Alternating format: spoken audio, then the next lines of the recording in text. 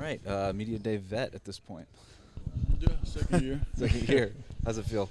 Feels good actually. Being able to just, go through my first year, no jitters, no nerves, and now I'm on my second year, so I'm used to what's going on. So hmm When you think about your rookie year, I mean, we talked a lot throughout your rookie year, kind of as it went on. Then you kind of zoom out and you're like, a lot of stuff happened. You were coming off the bench and then you were starting and then, all the roster moves and everything. Just to create, and then you get to the playoffs after, a wild run through the play-in tournament. When you think about your rookie year, like what's the biggest takeaway from that, and how big do you think that was, kind of getting to get so many different kinds of NBA experiences your first year? I mean, yeah, I feel like the best way to overcome anything is going through the experience and learning about it and just getting better at it. So, next time when you go through that, you know what to fix, you know what not to do. And so, like I said, the main thing is just the experience. Yeah, does it feel like almost like a blessing that you got so many different kinds of experiences? A lot of people wait. There's players in the league that have been in the league for 5 years have never played a minute in the playoffs. You got to do it as a rookie. You got to play through the play-in tournament on the road the whole time. You saw the business side of the NBA all in your first year. Yeah. I've seen a lot of stuff in my first year. That's what I'm saying. But yeah, no, I would say it's definitely. I guess it was definitely helpful for me going into my second year that I got to see everything that they was able to lay out for me in my first year. So, yeah, I would say I guess I'm still blessed to be able to even go through that, just to even overcome it too. So yeah, for sure. When you think about, we last spoke in Las Vegas, you had the few games in summer league. Since then, what has your summer looked like? Had the games in Vegas. I took a little trip, but then after that trip, came back right here and started working again. Where'd you go? I went to Egypt. Egypt. Yeah. First time, I'm assuming? Yeah, it was my first time. How'd you like it? No, it was nice. It was beautiful. What'd you do? Camels, pyramids? Yeah, camels, pyramids, Nile River. Went to some museums, went to the beach. So nice. You a history guy or? Not too much, but went there for the experience. So very cool. When you think about what you want to improve on from your first to your second year, what's like the biggest thing? If you had, I'm sure it's a lot of things, but if you had to pick one thing that you wanted to be better at this year. I would say just using my strength. If I had to pick one thing, I would say using my strength. What does that look like? I mean, just banging a little more. Just getting, I guess, gritty with it. I guess so. I think one of the things that was really impressive about your rookie year in terms of what you brought to the team was obviously the lob threat, your height, your stuff at the basket. They don't have that here besides you. Like, you're the guy they hadn't had it here for a long time. Like that, there was a versatile look to the offense when you were in there. How do you want to improve on that, and how do you think that could help this offense sort of open things up? Understanding, the league is where it is, 3-point shooting, all this stuff, but you still have to play inside out. Yeah, I mean, now we got more guys on the perimeter to to play around there. But I mean, I can still do what I've always been doing, especially open up, being able to space the floor, just open up the floor for other guys, keep everything spaced out and open. So, what is your biggest takeaway from your partnership with Bam in the front court, and how do you think you guys can improve on that partnership? Because if you look at what the projected starting lineup is now, I don't know if you've thought about this. Bam hasn't played with Wiggs a whole lot.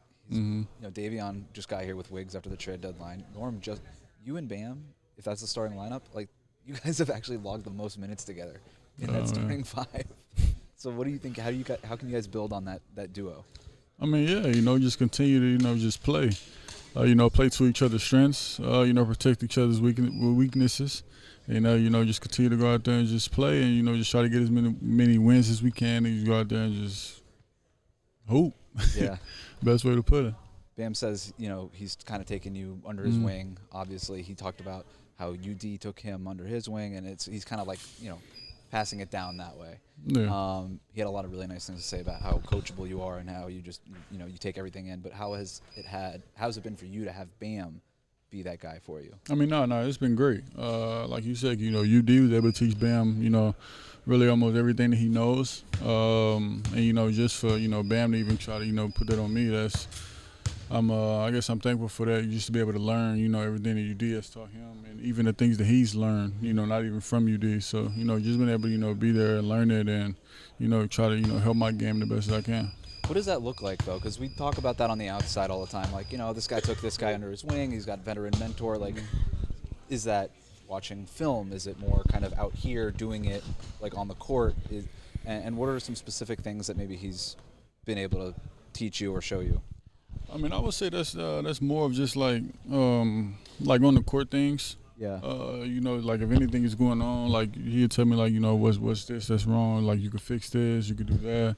So I would say it's things like that, just like things that you can like fix like on the court. Like if it's about like pushing yourself, you know, that's something that's on the court, so you got to push yourself. So you guys obviously have one of the best coaching staffs in the league. Everybody talk, Spo's been here for a million years and all these things. I think from the outside in again, and Erik Spoelstra talked about this a little bit during his session, the challenge in Las Vegas and the way that you responded to that.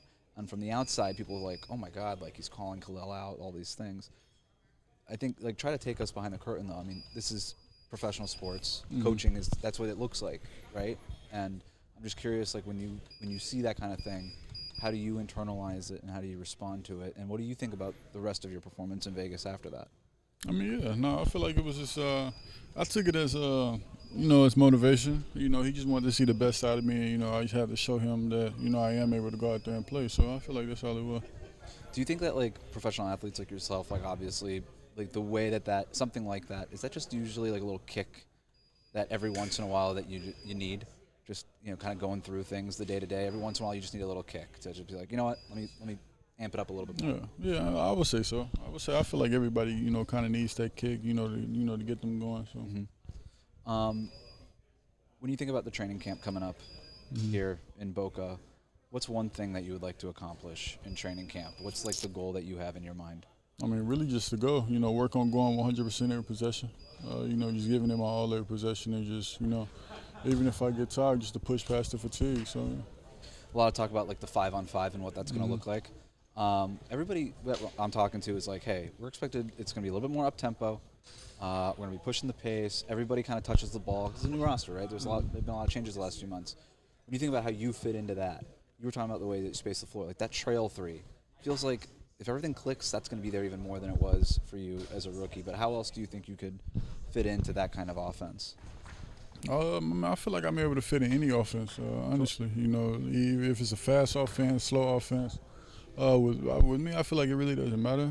Do you have a preference? Do you like to play fast or slow? You don't really care? Yeah, I don't have a preference. I mean, because I can keep up with either one. Yeah. So, it doesn't really matter to me. You get the long legs, so it helps. Yeah, so whatever they want to, do. So. Last thing here. I want you to flip over that paper. I've been asking everybody. You've probably seen the meme, the cafeteria table meme before. Take a minute, look it over. You got 10 different tables. You get to pick one. Tell me which table you're sitting at and why.